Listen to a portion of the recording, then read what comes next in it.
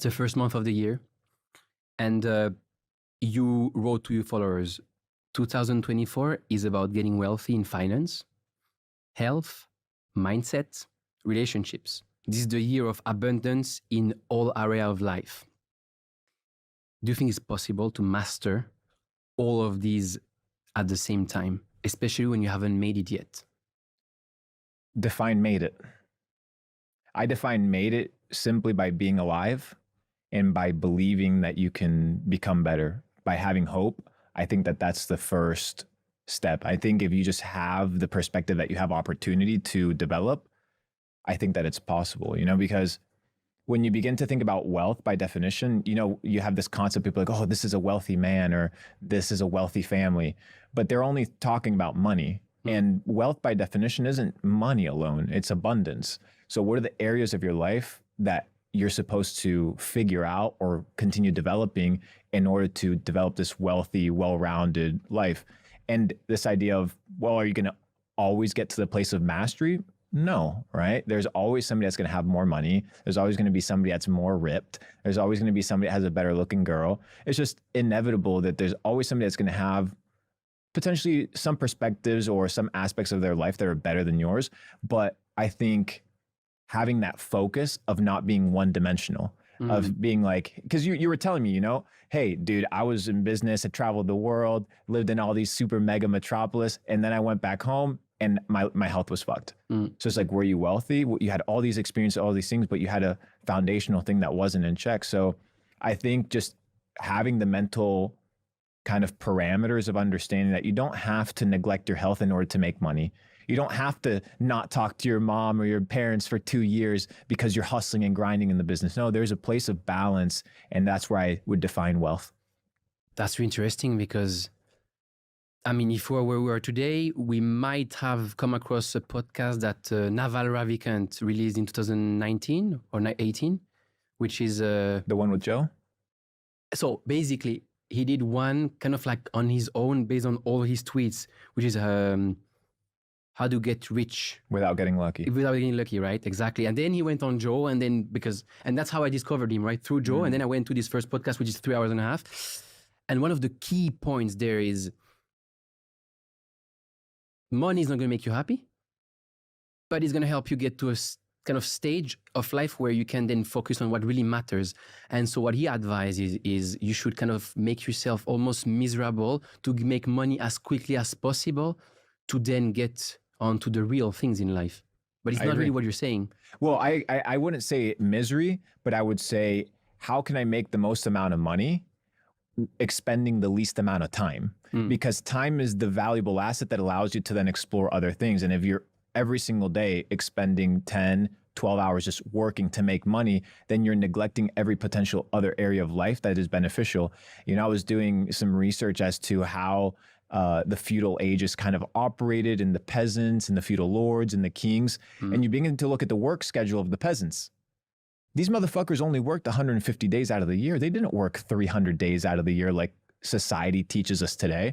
So you have the peasants, the working class, by definition, peasant means just working class, back in the day, only working half of the year. So here we are as fiat slaves working 300 days out of the year, assuming that money is the most important thing. When it's all said and done, how much money do you actually need in order to live a wealthy, highly successful, fruitful life? Not a ton of money. You don't have to have billions of dollars to get there. What's your answer to that? My answer to that is figure out a level of comfort that matches your lifestyle. And it depends on everybody, Absolutely. Right? And then don't overspend. Don't get to the place where you spend because you want to compare yourself to others, and don't fall for the trap of consumerism.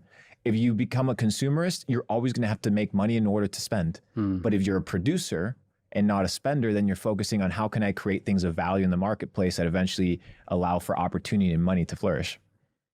So essentially become a producer and live below your means, which is kind of true freedom. Because if you live below your means, you don't have to worry. You're never going to worry. Exactly.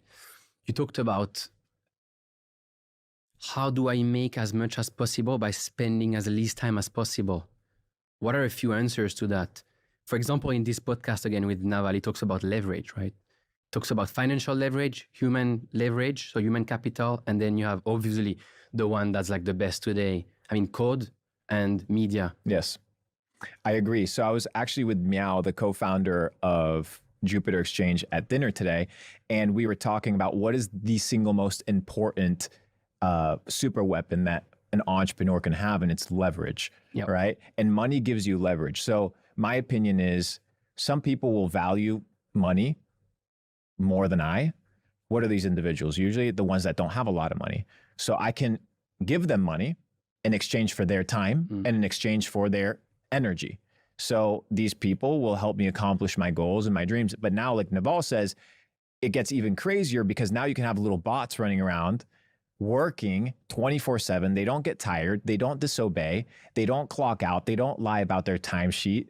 They actually perform, and you can backtrack all of their effort and all of their work, and they can work 24/7. So leverage your money, your resources, your connections in order to automate as many areas of life, both with people and AI bot tools, in order to get to the next level.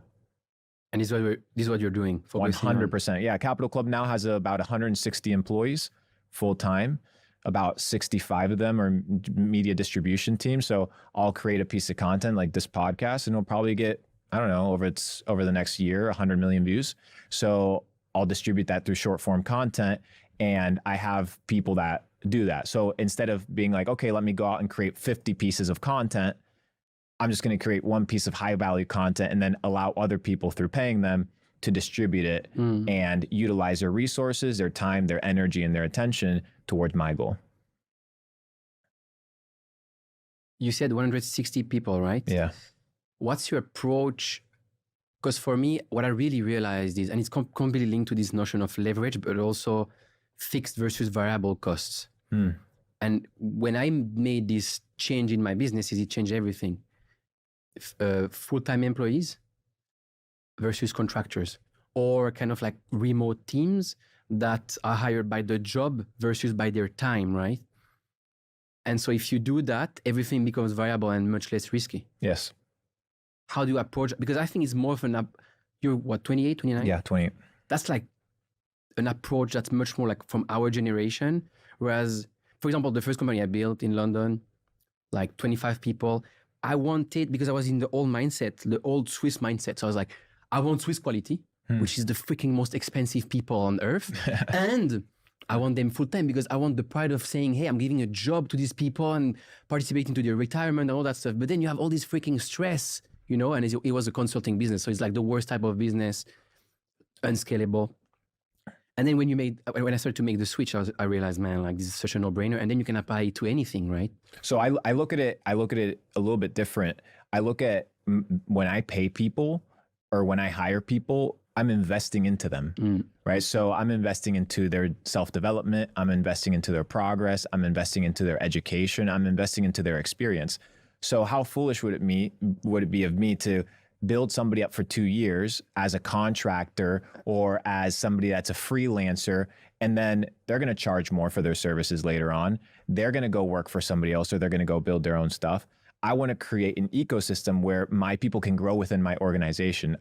It's so hard to find top tier talent, but if you can find top tier talent, I want them to come work for me, and I want them to come work with me. So that means sometimes you have to give them the freedom to operate and to create. Steve Jobs, I think, said, the job of the CEO, the job of the business owner is to recruit talent. And if you find A players, just get out of the fucking way and let them operate. So when you see Capital Club, when you see, billions of views online, that's not just Luke. It's people that are super, super developed, helping me accomplish certain goals and dreams. So I see it as, I have 160 full-time staff members. There is a lot of headaches and overheads and things like that, but they're all fixed cost. And that's one side. 2, I see it as an investment into them long-term. And then 3, I never spend money that I don't have.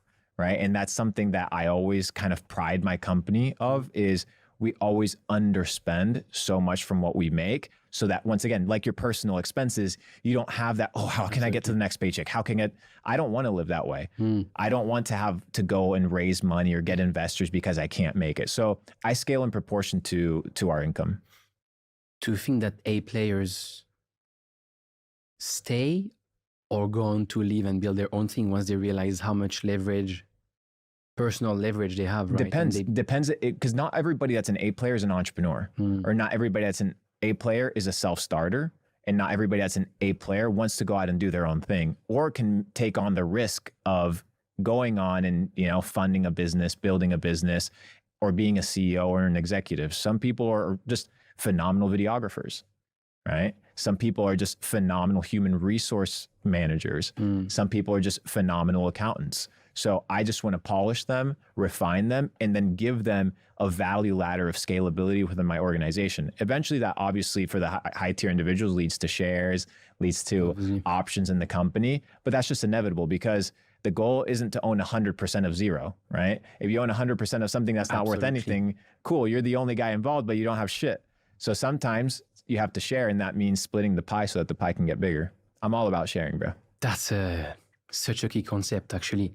And you have often when you start companies, you might have like 2 or 3 co-founders, and then you have this ego at play, right? Who has more, and like, why would we split equally? And you're like, man, first, it's all about not what happened before, it's all about what happens in the future. And second, 33% of like something much bigger is worth much more than 100% of something much smaller. Absolutely. And it's also the energy and time thing, right? So if I have co-founders, now I have I have more heads, I have more energy, more time. And that's going, if they're the right people, that's going to accelerate growth and accelerate development, and accelerate the achievement of your goals a lot faster. Absolutely. So you said you have 160 employees, you're 28, which is really impressive. You've done a lot of pretty amazing things since probably in your 20s, right? Since I started my entrepreneurial journey in e-commerce in 2016. I started buying my first Bitcoin, $588, 2015, but it was, you know, tinkling and playing around. But my entrepreneurial swing and actually becoming a proper entrepreneur, 2018.